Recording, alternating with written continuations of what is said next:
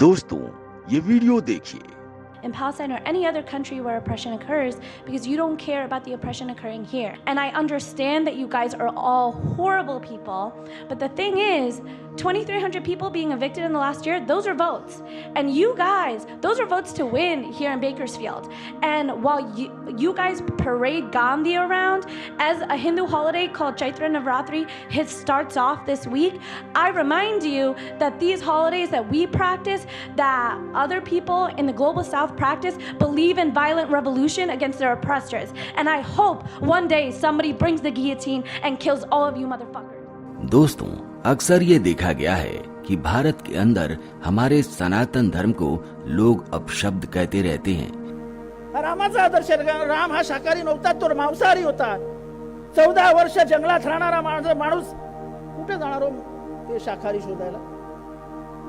लेकिन उन्हें कोई दंडित नहीं करता। आपने पिछले कुछ सालों में देखा होगा कि दक्षिण के एक नेता ने हमारे सनातन धर्म को बीमारी का रूप कह दिया था।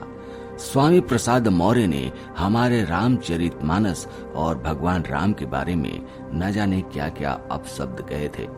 यहाँ केस तो हो जाता है, लेकिन शायद ही किसी ने सुना हो कि उन्हें कोई दंडित किया गया हो, उन्हें कोई सजा दी गई हो। लेकिन अब हमारा देश बदल रहा है कि महाराज अगर अब की बार 400 पार कर ले गए ना, तो आप तो अभी राम मंदिर की बात कर रहे हैं। हे महाराज, अयोध्या तो सिर्फ एक झांकी है, काशी मथुरा अभी बाकी है। इस संकल्प को हम लेकर के चल रहे हैं। इस बात को आप जान लीजिए। और काशी मथुरा नहीं बाकी है, 30,000 मंदिर बाकी है, 4 लाख मठ बाकी है।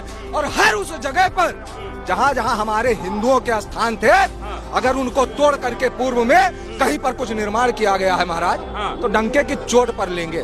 रास्ता चाहे संवैधानिक हो और चाहे सांस्कृतिक, दोनों हम तय करेंगे। ये मुगलों का देश है, ये मुगलों का देश नहीं है महाराज। हाँ, बहुत इतिहास पढ़े हैं। अगर कोई सनातन धर्म को गाली देता है, अगर भारतीय संस्कृति को कुछ अपशब्द कहता है, तो उसके ऊपर तुरंत एक्शन होता है। खान साहब, उनके ऊपर आरोप लग रहा है कि वो पक्षपात कर रहे हैं, मुसलमानों को वो बुलडोजर चला रहे हैं। तो हमारे ऊपर आज लाख दिखाते। हम घर है लाल गोपालगंज में, मेरा घर है जिला प्रयागराज का हूँ, इमामगंज वार्ड नंबर 6 में आ जाए, बकरा बना के काटेंगे। योगी को अगर आ जाए मेरे घर पे बुलडोजर चला के दिखा दे। दे रहे हैं चैलेंज दे रहा हूँ। आदरणीय मुख्यमंत्री जी, बाबा जी, मैं उस दिन नशे की हालत में मीडिया वाले ने मुझसे छेड़ के आपके बारे में गलत सवाल निकला। आप उत्तर प्रदेश में अच्छे काम कर रहे हैं, आप जो है उत्तर प्रदेश में विकास कर रहे हैं, अच्छा काम कर रहे हैं। हम गलती की माफी मांग रहे हैं। उस दिन मैं मीडिया वाले को बोला, जब मैं होश में आया सर, उस दिन मीडिया वाले के पास गया कि मेरी एक माफी नामक वीडियो बना के डाल दो, मुझे माफी मिल जाएगी। वीडियो बनाया मगर मेरी वीडियो नहीं डाला। यूपी पुलिस हम कहीं से भी ढूंढ के ला गए, उनको जो है उनको सबक सिखाती है। और आप यूपी का विकास कर रहे हैं, अच्छा काम कर रहे हैं सर। मैं हाथ जोड़ के आपसे फिर से माफी मांग रहा हूँ। और ये केवल भारत में ही नहीं, अगर विदेश में भी किसी व्यक्ति ने हमारे संस्कृति को, हमारे सम्मान को ठोस पहुंचाया है, तो उसके ऊपर कड़ा से कड़ा एक्शन लिया जाता है। और ताजा उदाहरण है रिद्धि पटेल का। रिद्धि पटेल, जो कि अमेरिका में फिलिस्तीन की समर्थक है और हिंदू विरोधी एक्टिविटीज में बढ़ चढ़कर भाग लेते रहती हैं। वो न केवल भारतीय संस्कृति और हमारी परंपरा को गाली देती हैं, बल्कि उन्होंने हमारे प्रधानमंत्री श्री नरेंद्र मोदी के बारे में भी अपशब्द कहे थे। लेकिन इनकी वीडियो देखिए, अब ये रो रही हैं, अब ये कह रही हैं कि मुझसे गलती हो गई। दोस्तों, अक्सर देखा गया है कि प्रधानमंत्री नरेंद्र मोदी के लिए अपशब्दों का इस्तेमाल करने वाले मानसिक रूप से भी कुंठाग्रस्त प्रतीत होते हैं।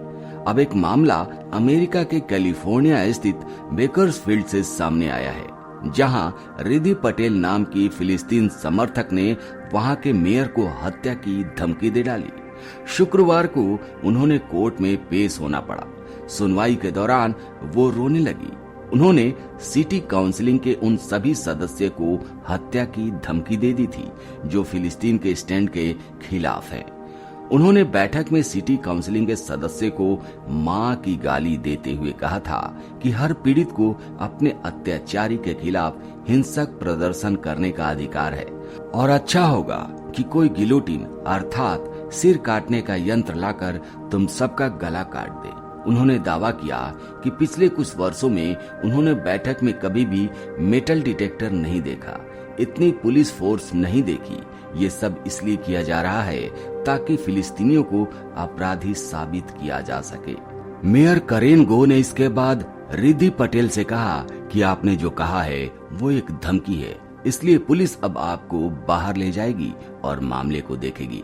रिद्धि पटेल पर गुंडागर्दी के 16 मामले लगाए गए हैं और उन्हें $1 मिलियन, इसका मतलब है लगभग 83 लाख रुपए की जमानत पर जेल में रखा गया है। और आप वीडियो में देख सकते हैं कि कैसे वो फूट फूट कर रो रही हैं और ये कह रही हैं कि मुझसे गलती हो गई। अब उन्हें 16, 24 और 25 अप्रैल को कोर्ट में पेश किया गया। सिटी काउंसिलिंग की बैठक में सदस्य को उन्होंने डरावना बताते हुए कहा था कि दुनिया में क्या हो रहा है इसका इन लोगों को कोई अंदाजा नहीं है। इस दौरान उन्होंने हिंसक क्रांति को सही साबित करने के लिए नवरात्रि का इस्तेमाल किया और कहा कि ग्लोबल साउथ में भी ये त्योहार मनाया जाता है। रिद्धि पटेल ने हमारे प्रधानमंत्री श्री नरेंद्र मोदी को, भाजपा और हिंदू फासीवाद को फक यू कहते हुए अपशब्दों का इस्तेमाल किया था। वो फिलिस्तीन के समर्थन में अक्सर प्रदर्शन करते रहती हैं, लेकिन अब इनका क्या होगा इन्हें खुद ही नहीं पता। दोस्तों कहते हैं कि जैसी करनी वैसी भरनी।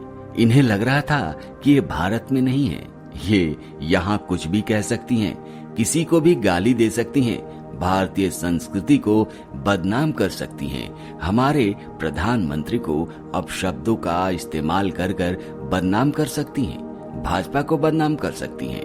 ये हिंदूवादी सोच रखने वाले लोगों के प्रति जहर उगलते रहती हैं। लेकिन दोस्तों आप देखिए कि किस तरीके से अमेरिका ने इन्हें जेल में ठूंस दिया है और इनकी करनी का फल इन्हें मिल रहा है। दोस्तों भारत में अक्सर ऐसा होता रहता है।